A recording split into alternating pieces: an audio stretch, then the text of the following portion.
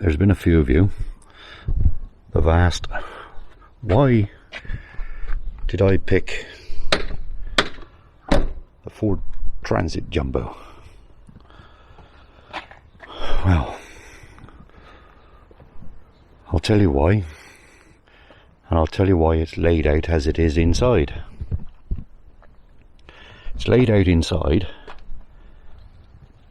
because of that, and that, and that.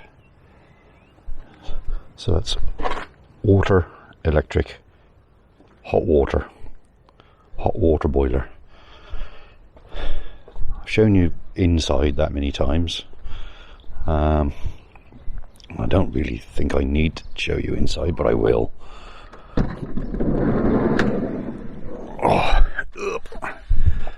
I've got a lazy eye, I haven't even put the bed away. Right, it's laid out like that. Shower, wardrobe cupboards, hot water, cold water underneath the wardrobe, fridge here, cooker here, sink here, seat here, table drops down, seat swivels around into a single bed there. That's the 6'6" bed. Both seats swivel. Not that I think I've only ever swiveled that one twice when the grandson came with me, but I'll show you now why it got laid out like this. And the other question was, why did I pick a Transit Jumbo? You know, one of the long, you know, it's the same length as the Sprinters. It's a long van. So I'll explain why. Well, I'm doing this voiceover. This is how she looks now.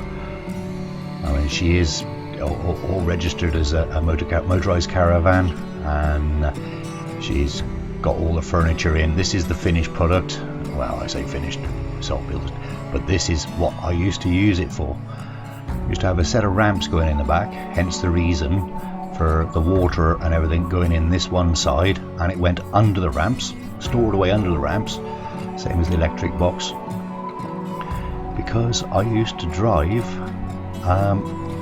deliver cars in it.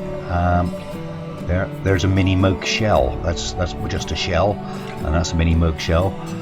This is inside. This is very early footage, no sound or anything to it. I did it on my mobile phone, and I only had a Galaxy S1 at the time, and you can see the ramps there. They go over the top of the wheel arches. Gave me loads of storage underneath. A Mini Mokes is only, what, 3 foot high, so you know, I had loads of room, loads and loads of room. I had a cargo net in the ceiling, in the roof, so I was able to put my bedding and up above the car, and one of the mattresses that I used to use. This is how I folded my bed and that up into the wall. Obviously I could only put the bed out when I'd got the car off, or I just didn't load it the night before, so I could sleep in there. And I used to get paid to collect the cars and deliver the cars, and because he'd already paid for the fuel, I used to spend the night there. That's how it's all done. There's one of the Mini Mokes. That's the one I took to Falmouth show, and now I'll show you how we get the Mini Cooper in there, and you'll see how much room there is. There's loads and loads of room. We load the panels in first, because across the back of the seats, I didn't show it in those clips because I've lost all the footage. I had a computer, a laptop crash when I had the little laptop, and it was all on there, and I've just managed to find all this footage on a CD that I'd made. So I took all this, the panels, and moved them up to the front of the van, because once the Mini Moke Mini or anything of that size vehicle, I could get an Astra.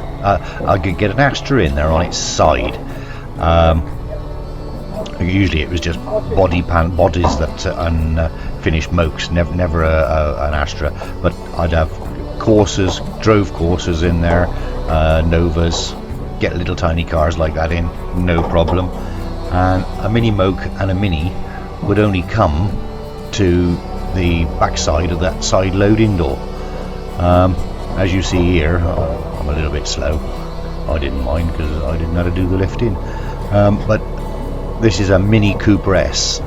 This is a Mini Cooper S shell, worth a fortune, this one, for some unknown reason, because it was somebody's special, so I don't know.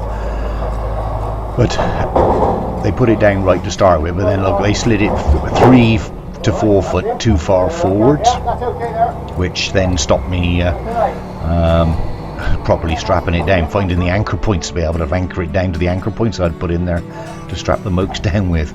I could have moved it on my own, it wasn't a problem, but I just never got round to doing it. So it's there, it ain't going nowhere. So is all I'm doing now is just strapping it down. So it just goes to show what I can get in there, and it is unbelievable, really. So this is the reason why I had this particular van, because it was a jumbo. I knew the van from new. Okay, it's got 220,000 on the clock, but it had a new engine at 140,000. So you know, it's done around about the 100,000 now, around about that. So I was happy enough with it. It's a beautiful van to drive. It's got all the toys, cruise control, traction, ABS. It's got the works, heated seats, electric, everything. Yeah, a lot of people will say there's a lot more to go wrong when you've got all these extra mod cons, but I'm in love with it. So as you can see, all the furniture is folded up into the walls.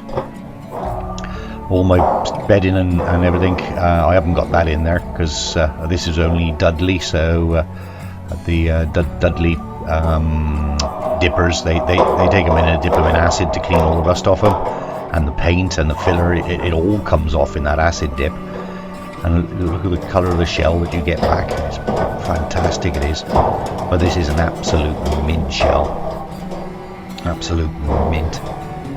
So I'm just here finishing the strapping down, and yeah, I'll just take a leisurely, slow drive back. I was never in a rush. I quoted for a job, didn't matter where it was, how far away it was. I did the job, and I was not pushed.